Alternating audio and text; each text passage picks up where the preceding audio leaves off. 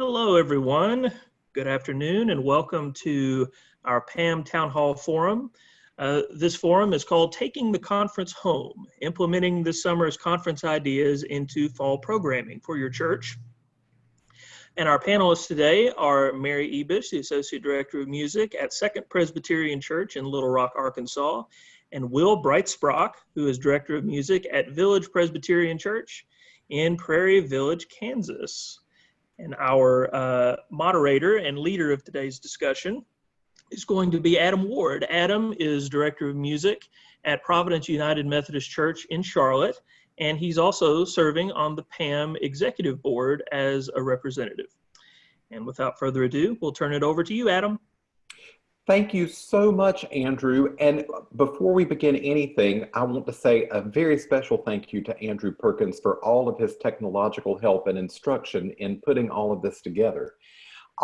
We are thrilled to have Mary Ibis and Will Breytspraak with us today to talk about their experience this past summer and how they see that all of what they experienced can be used in the church this fall, this coming year, especially in the very special times we find ourselves in. Mary was actually there. She was the children's music leader this past summer. She took care of all of that, and Will attended the conference virtually with his people from his church, and they had a very unique experience that we'll hear about in a little while. If you have questions, we invite you to put those in the chat area, and we might be able to get to those. We'll be taking care of those at the end of our session today. We'll save a little time for that. So we're going to jump right in with Mary, and Mary is going to tell us a little bit what it was like to be a part of making the conference happen, and she's going to talk to us a little bit about why this is all so important. So Mary, take us away. Thanks, Adam. So I have been attending the Worship and Music Conference at Montreat for about 20 years, and our church is a long historical supporter of the Presbyterian Association of Music, as well as this awesome conference. And so about 3.5 years ago now, when I was invited to serve on the faculty, it was literally a dream come true for me. And I was so honored and excited to have this opportunity. And then COVID hit, and we were all really nervous and anxious in March about what this was going to look like. And we started having some hard conversations about what the future for this conference of 2020 would look like. And so serving on the faculty, as well as having a church who participated historically in this conference, I had the opportunity to visit with both Kelly and several of the PAM board members, as well as conference directors for this wonderful conference, and a few other faculty members. And together we just kind of brought our heads together and talked about the what ifs and the impact of what a conference like this would look like. And there were conversations about if it's at all possible, should we try in person? Should we have a few people come out? Could we do some kind of hybrid, a little bit online, a little bit in person?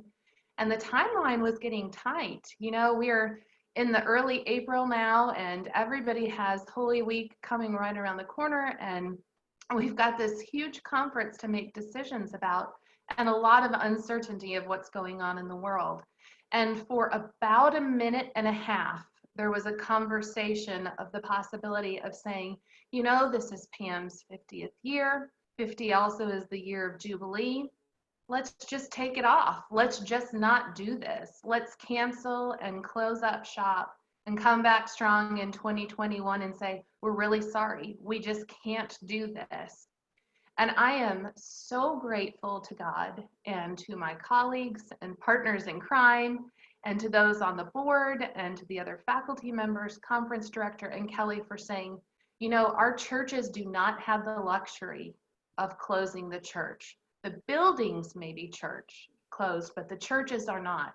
So while churches are closing buildings, worship services and fellowship activities, pastoral care, and music needs to continue. And what message does that send of Pam, who's been a partner in ministry for literally 50 years, closes up shop and says, see you next year? So we didn't close up shop. We converted an in-person conference, which had been in the planning for 2.5 years and basically 6 or 7 weeks, kind of overnight, to an online virtual opportunity for any and all to attend. And some really exciting things happened in doing that. Lots and lots and lots of people who had already been registered and excited about attending an in-person conference at Montreat this summer said, yeah, it's virtual, we're coming. And some people who were not otherwise able to attend this conference for financial reasons or accessibility issues were able to actually attend this year and say, you know, this year it was for me too, and thank you so much. So it's been a delight that we were able to turn this ship around and turn this conference over in the matter of a very short time and really open it up to a whole nother group of people who might not otherwise have been able to come, and are still offering opportunities for church musicians and worship leaders now, today. We'll talk more about that later. Thank you, Mary. We're going to jump to Will now. We've heard a little bit about the experience and how everything came about this past summer. Will, talk to us about how you and your group experienced the conference this past summer. Thanks, Adam. Well, you know, I don't think our large group that we had could have gone in person. There were people who we were able to get involved that wouldn't have been able to either afford it or work that into their schedules. So it turned out to be this really unexpected lifeline for Village Church at a time when we also could in some ways just press the pause button. But I think, you know, I think about what Mary was saying, we were inspired that this conference was not just going on, but so well, and that we could take so many things from it. So I think we had 11 people. There were 4 music staff, and the rest were lay people. Some of them were, you know, like the chair of our worship and music committee, people in the choirs, bell choirs. And in order to get them, I think in order to sort of sell them on the idea initially, I came up with the idea of evening campfires. And I'm going to change my background right now to show you guys what my background was for evening campfires. I'm sharing this in case it's helpful to anybody else. For some reason, there it is. Will, are you saying that you're not actually at Montreat right now? I'm not. Thanks. Wow. I'm actually not at Montreat right now. Sorry for the deception. Oh. So behind me, you see evening campfires. And what we did right off the bat, starting with Sunday night, was the 11 of us came together and we talked about what we just experienced. So like on Monday night, you know, I kind of emceed it, but informally, I didn't want to kind of dominate the conversation. And I'd be like, who went to morning yoga? You know, who went to morning prayers? And people would chime in with these wonderful things they were learning, but also this excitement of, we could do that at Village this fall. We really could do that, you know. And we talked about Mark Patterson's class, and oh, you know, the idea he had for the youth, or for social distanced ringing. And so the campfires were really kind of a joyful time, and they just kind of, well, anyone on this call, whether you've been to Montreat or not, you've been to a conference, and think how important those conversations are in your experience and your processing of everything at the conference. Let's say at Montreat, you leave worship and you're walking, you know, to the Assembly Inn for lunch. And so it created a space to experience together all the way through the week. We also did morning coffees. Here is my background for that. All right, so there's morning coffees. But you can tell I'm really proud of those backgrounds. But it was just fun, and it really gave us a virtual experience that was together. So, Will, what are you taking from all of this for now with your group? How are you moving forward with all of this? Well, so I think for all of us that went, we had the best sort of problem you can have. And this is the problem you sometimes have, you know, when you come out of great conferences.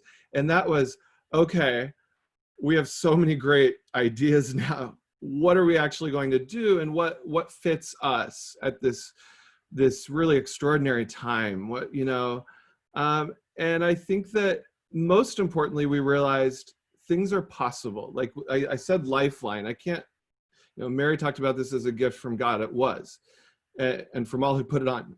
And so we had to really kind of attune this to our folks.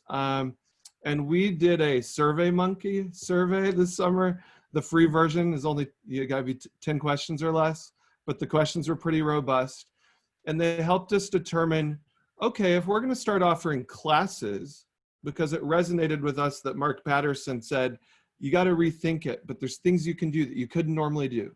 So we're gonna offer musicianship classes, or we're gonna offer more sort of meditative services online.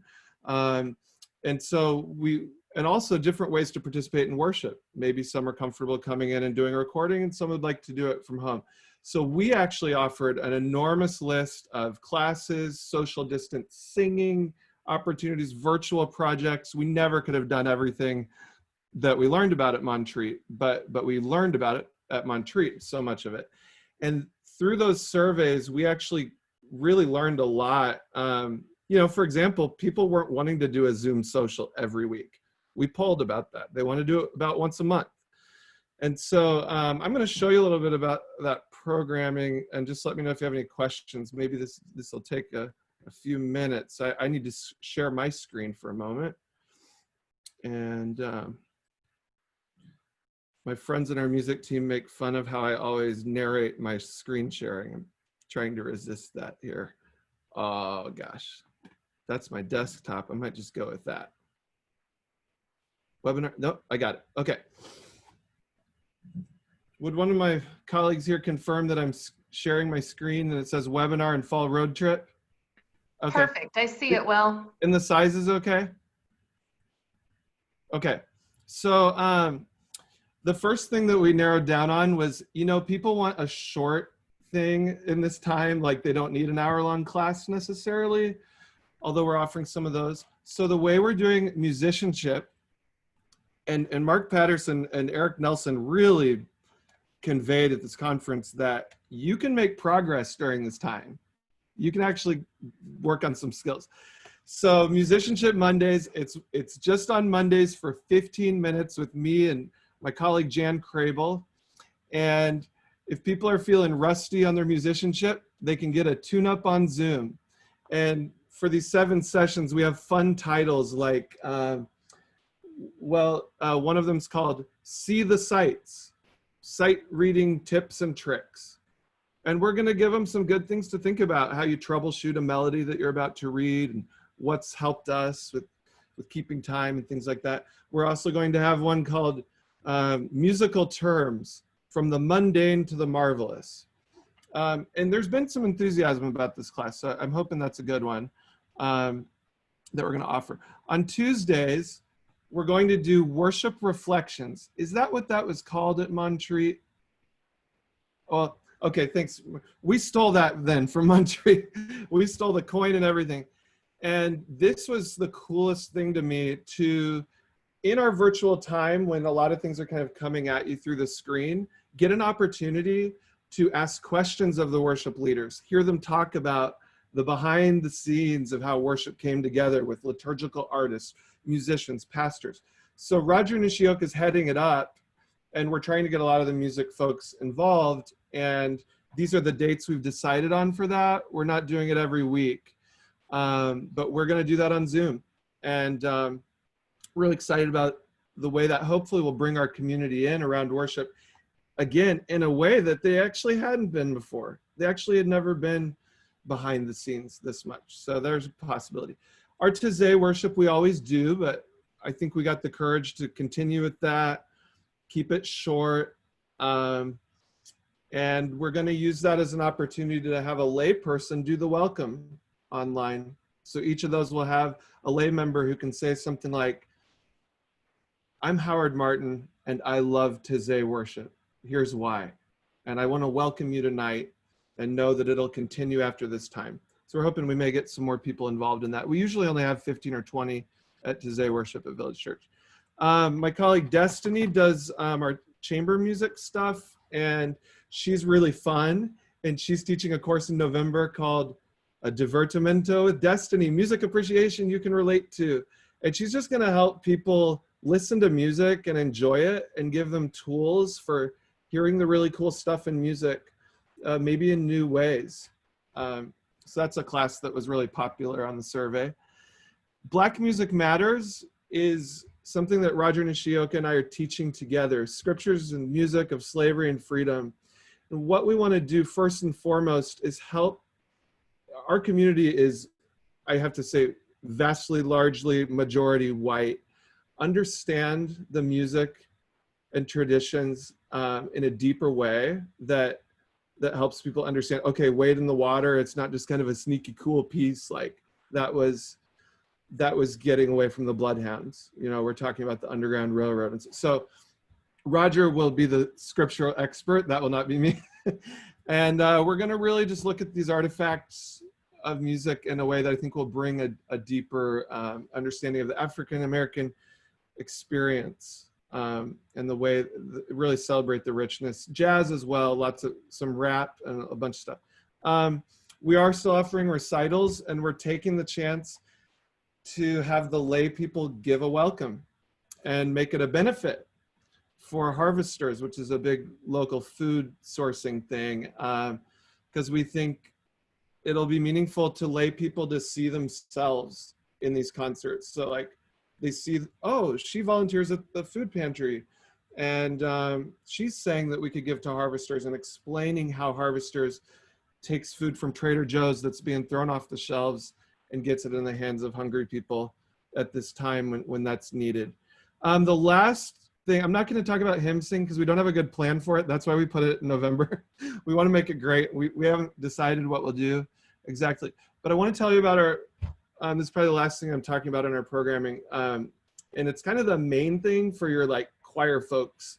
That's the main thing they care about. And we decided, my colleague Matthew Shepard coined choral encounters.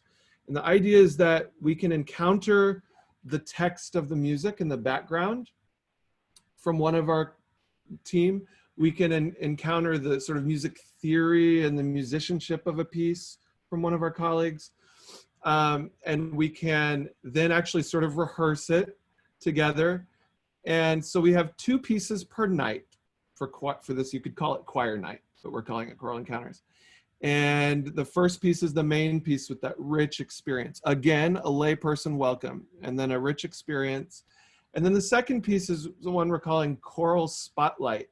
And so that might be something we actually couldn't pull off, or that would just be too intense for this format, too hard to rehearse or to feel like we were working on it well. And that'll be a little bit shorter part of the time. We still will have birthdays, list birthdays, and but this so much came out of our Montreat experience, realizing what was possible, reimagining what we're doing, and saying, well, what can we do if we can't really have choir? So I'm excited about choral encounters. One little touch on that is that people are going to do a drive-through, see their whole music staff with masks and gloves, and we'll hand them a folder. And it'll have the music through November, 2 pieces per night. And we decided that's one of those kind of things we were like, okay, yes, that's way harder than like PDFs of all the music, which also we have the legal concerns. But we decided, you know what, let's do that work to get actual scores into people's hands and folders. Because all of us choir geeks know, I mean, if you're like me, you like smell a new score, that's like really weird behavior. Like, oh, brand new music from Peters or whatever. So that's it. That's kind of what we've got for programming. I'm happy to share this document as well as answer any questions. Excited to learn from what you all are doing as well. Wow, Will, you make me feel inferior as a musician in the church, but I'm stealing 75% of that. Kelly Abraham, you might see, said this is fabulous, and it absolutely is fabulous. That's incredible, incredible stuff. Thank you for sharing all of that. Thank you. We really hope to share it any way we can help. Absolutely. So talking about moving into the fall, talking about sharing and how we can make ourselves effective.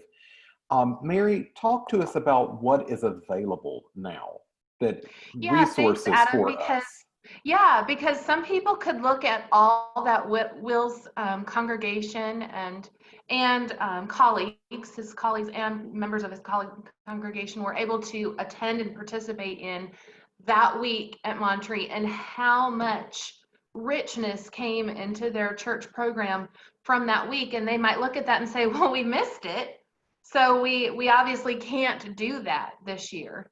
And that's actually wonderful, and wrong. I'm happy to say it's wonderfully wrong, because you can still register for this conference online. You can still go to presbymusic.org today.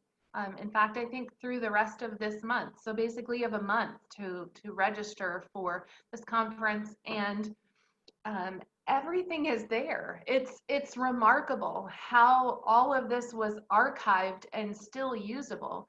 So if you have a group at your congregation, maybe colleagues, maybe choir members, maybe church members, maybe the head of your worship committee, I love that, Will, who want to get together and experience some of these classes, some of this music, some of this worship that we offered in June, it's still available. And it's a simple registration to have that happen.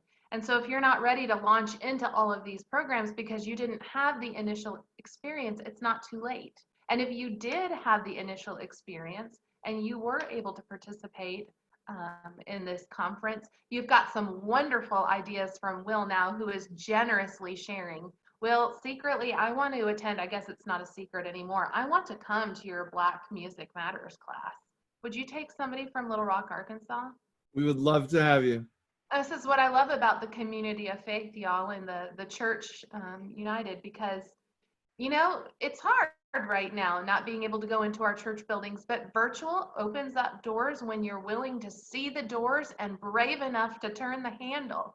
And so if you and your congregation are willing to see this opportunity and brave enough to commit to it by purchasing a registration or a conference pack, which I'm going to talk about in just a minute, you can have this wonderful resource at your fingertips. And I find that just super exciting. If you attended the conference, this is all still there. So if there was something that you just loved, if there was a day of worship that you loved, if there was something that happened in an art class or a Bible study, go back and see it again, because it's still there for you. So it's wonderful. I want to share my screen for a minute, Adam, if that's okay, and just jump over to the Presby website. Let's see. I'm going to try to do what what Will does and narrate my screen sharing, because that was really fun, Will. Okay. Colleagues, can you see Zoom on your screen right now? Perfect. And can you see the home of presbymusic.org? Yay, thank you for the thumbs up. Okay, so I'm here on the front page of PAM's website, and I'm really excited to show you that the 2021 worship stuff is up there for next summer, but 2020 online conference is where you're going to find all of the stuff that Will and I have been talking about that happened this last summer. So you come here, you can still register, and then all of this stuff here is available to you. The conference video and document library, 2020 youth, 2020 children, and all the information and resources there. So you can hop on and log on with a registration, which, Andrew, you may have to correct me if I'm wrong. Is it 175, 185, 250? What's a registration for this conference full? I should have that information someplace.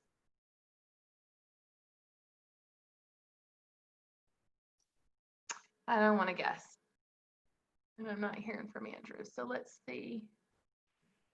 Let's see if it says it on the page. I do believe it's less than 200. Sorry, it's 175, and it does say so on the bottom.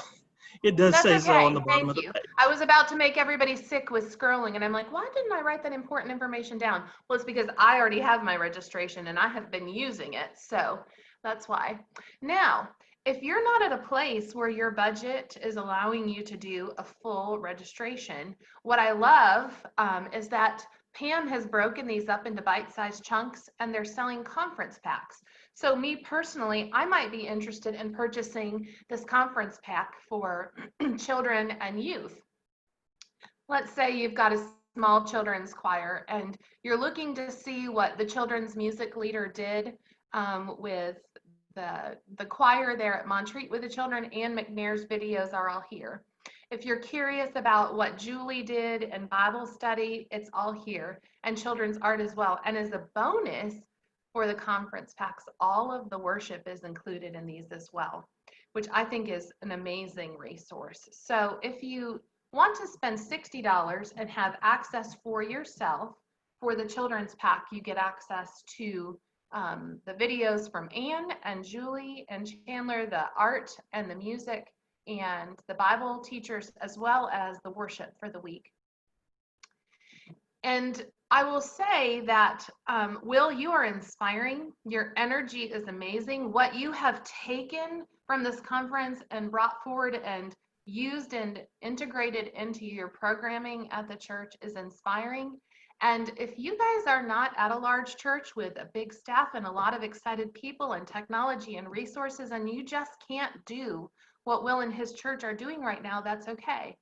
One of the things that I think is exciting about these packs is that you could actually purchase them for every child in your children's choir. So let's say your name is Miss Susie and you're the children's music director volunteer at a little church in Toadsuck, Arkansas, which actually is a real place, by the way.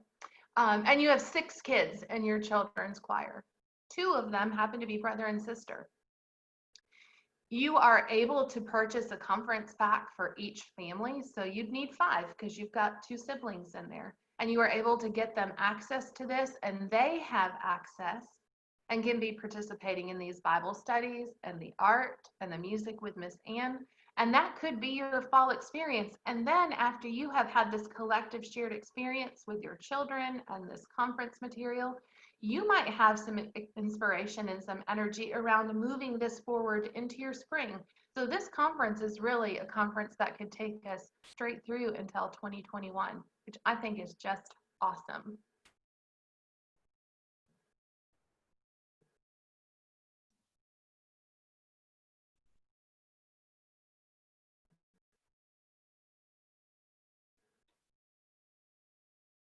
Thanks, Adam. Okay, you looked as if you were going to something else, Mary. That's why I was sitting here. You were looking intently. I could talk for hours about this conference. Well, that's why I don't feel like anybody wondered. wants to sit here for hours, but I mean, like, they could totally call me and we could chat more. Really. Absolutely. Thank you so very much for sharing all of that, Mary.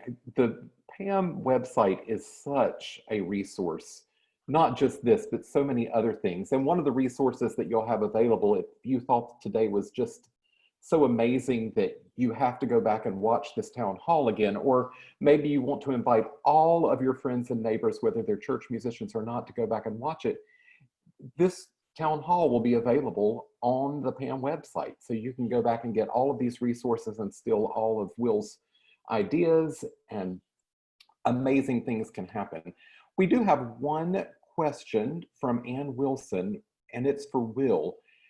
And she's asking, can the greater PAM community participate in some of these experiences at the Village Church? For example, could she get a link to participate in your Taizé services? Talk to us about that, Will. Yes, absolutely. So Taizé in particular, just to answer that one, is at our website, and it's also going to be at our YouTube page and our Facebook page for our ministry. So I'm happy to send you those links. But the very best way for me to share to you would actually be if I got your email, because one of our plans is going to be, because links could change, Zoom links could change. We are sending out a weekly email to our music ministry with all of this, just to anybody on the list, that has each of those events with a brief description, maybe briefer than what you saw, and the link that you need that week. So I expect the Taizé links to stay the same, but if we get Zoom bombed, Roger and I might have to change the link. So we'd love to have you. That is always a concern. Yeah, we'd love to have you for anything you'd like to attend. We have in the chat panel there A question from Kelly Abraham. Mary, can you talk to us about how we can do music with children remotely? Sure. How do I do this with a small group of children or a large group of children? Well, with remotely, the only platform that I found that's even somewhat accessible is Zoom. We're on it. So most churches who are doing online virtual things right now have Zoom accounts.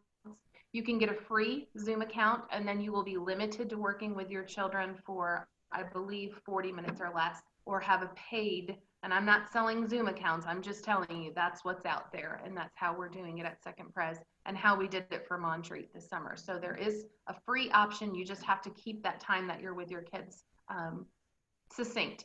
And frankly, when you're on technology and you're with kids, there's nothing wrong with keeping it succinct. So when I'm with children and doing children's music on Zoom, I talk a lot about sitting in a chair, a hardback chair, like you would be sitting in your choir rehearsal, and having good singer-ready posture, feet on the floor, hands on your legs. And we do some breathing exercises, and we do some warm-ups together. And I have the kids on mute for a lot of it, but we don't have to be on mute for all of it. You can unmute your kids when they're blowing out the birthday candles, and you can unmute because it's fun, and you can unmute your kids when you're doing the raspberries, right? So there are opportunities for them to hear each other, but when it comes to singing time, they really need to be muted, and you're the voice that they're listening to. Or if you have a demonstrator, if it's not your voice that you want them to hear, but you have a demonstrating voice, there's one person off mute. So we do a lot of vocalises, warm-ups, posture, good singing structure, stuff that's going to carry them through when we're able to be back and together again, not wanting to lose the foundation and the building blocks. I put music up on screen shares so that the kids and I are literally all working on the same page at the same time and looking at a phrase or two, working out the rhythms. I have my kids to a point where they're super comfortable and brave about having their solo individual voices. So I'll say, who wants to unmute and take a stab at that rhythm? And they may speak the text in rhythm. And sometimes the kids will even sight sing the rhythms, which is really fun. And then I will teach a phrase, they're muted, they sing it back to me. So I do a lot of singing work that way, where they're muted and hearing me. And I will ask or invite a set of siblings or an individual person to unmute themselves. So I'm getting the oral feedback from them as we're going through and along in the training. A lot of pentatonic stuff works well. And if you do audio settings, that could be a whole Zoom lesson, which I am not going to teach right now. But if you do audio settings on your laptops or your devices so that it optimizes vibration and sound through Zoom, you can actually do some pentatonic work with kids with hand chimes or handbells or Orff instruments and simple pentatonic songs. So you might have one child who's singing the song and then everybody gets to play or ring along. We did a little bit of that actually in my class with the worship and music kids this summer, as well as in my children's choirs. So those are just a few ideas. Is that helpful, Kelly? I could literally go on for days. Awesome.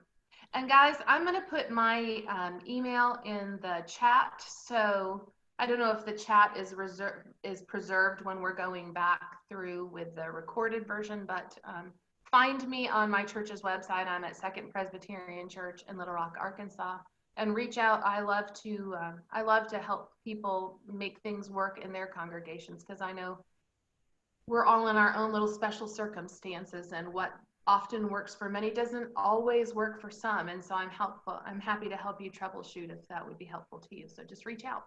Yeah. Thanks. Mary, it was very helpful to me. Thanks for all those ideas. I wanted to ask if I could share one idea that we are not necessarily doing, but I just want to share it in case it's helpful to anybody. So we've really been struggling with children the most. You know, they'll be on Zoom a lot for school and stuff. And so I had this idea that I sent to one of our other children's choir directors, and just, I don't know if we're going to do it or not. And the idea was this. So it's different than having choir. It's maybe a supplement or just something different. I was going to call it the gift of music. It would be a 1-week thing on Zoom where you met a person that played a different instrument each week. and they would talk about, so it's Wayne who plays the trumpet, and Wayne would show the kids his trumpet.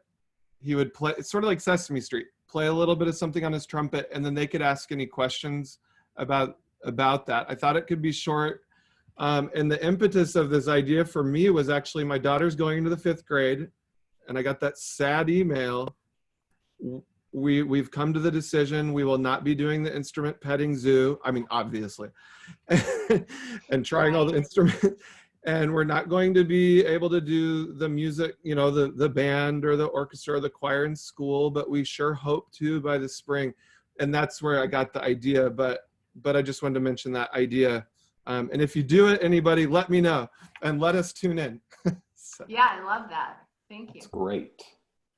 I got inspiration from Julian, from Anne, actually, with the Montreat videos this summer. And so I'm kind of doing a mashup of what they've done for the kids and extended that. So weekly, I'm sending out a 15-minute pre-recorded video to my children of a story that I'm reading and a song that I'm teaching them. So As a Child Rests in Its Mother's Arms is one of the first ones, 246 maybe in the hymnal, 245.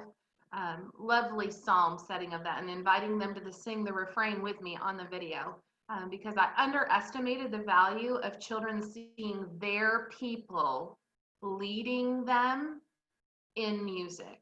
Like, I can get a bunch of pre-tape stuff by really musicians who are way better than me, right? And put good quality stuff out in front of them, but what your kids really want is to see you. They want you leading them. And so I feel like I did a brave thing, because I'm not a huge fan of videos, and made some videos to send out and started the recordings for those this last week. So I personally need to thank the conference for that inspiration. I do want to say one other quick thing. I know we're getting close to time. I have not spent all my Con Ed dollars this year, and some of you church musicians or church leaders may be in a similar situation.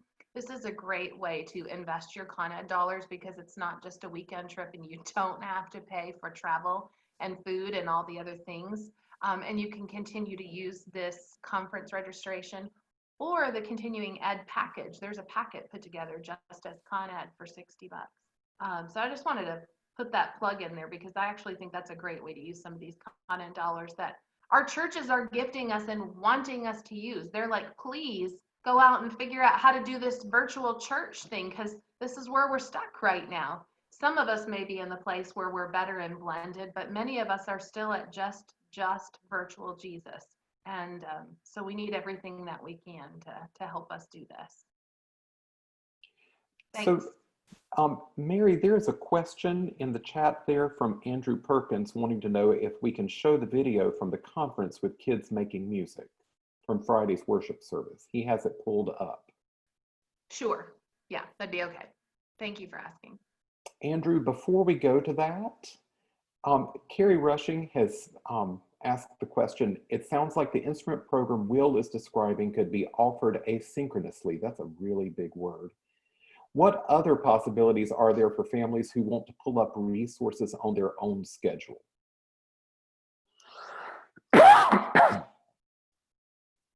Will, do you want to speak to that? Or Mary, either one of you? Well, the videos that I'm sending out to my families weekly are absolutely on their own schedule. I still have interactive opportunities with my kids that they need to show up for, or not. If they choose not to participate, it's totally okay. But if they want the interactive, they have to show up. The videos that I'm doing, they can use it at any time, several times a week if they want to. And they can go back and refer to maybe favorite stories or videos. So that's, I think, a great way to handle that. And a tool, like I said, I underestimated. What I'd share is that we've tried to balance that desire to do live things, because we feel that just reaches the human being in a different way, with having on-demand stuff. So it's kind of going both ways. For our Tizé, I'll tell you that we are live streaming a pre-recorded Tizé each time, with this welcome and everything, trying to make it really personal and have that on demand forever. For worship, it's live streaming and then it's on demand. For the Zoom classes, I've said, yes, we'll record them. They'll be available on demand. I haven't worked out how we're going to do that. I'm trying to think if there's, yeah, the Musicianship Mondays. I actually need to ask Jan. We have a meeting this afternoon and just see, like, are you cool with keeping that stuff up? And we have sometimes said, well, maybe we'll tell them that it's up for a week so that we can still keep this culture of checking in and being a part of things. It's a tough balance to strike, but thank you both. Do you all have anything else to offer? Any words that you'd like to wrap things up with, Mary or Will? My appreciation and sincere gratitude for every person in the ministry right now who is doing this in hard times. Thank you for not quitting. Thank you for not quitting on your people. Thank you for trying. Thank you for failing. Give yourself some grace, and reach out for help. Yeah, I'll echo what Mary's saying. I mean, I think just thank you to all of you for the chance to get together today, but it really gives us strength. And this is what the Worship and Music Conference is all about. It gives us strength that we're not alone. There are possibilities. We can lean on each other. So I look forward to learning from all of you and meeting you in person at Montreat someday. Yeah. Thank you. You can find contact information for both Will and Mary in the chat. They have both put their information there. Will has put a link to the document that he shared. So all of that information is there in the chat area. Before we end our session together today, Andrew, it would be great if you would show that video sort of as a way to wrap everything up. So we'll see the video of the children making music.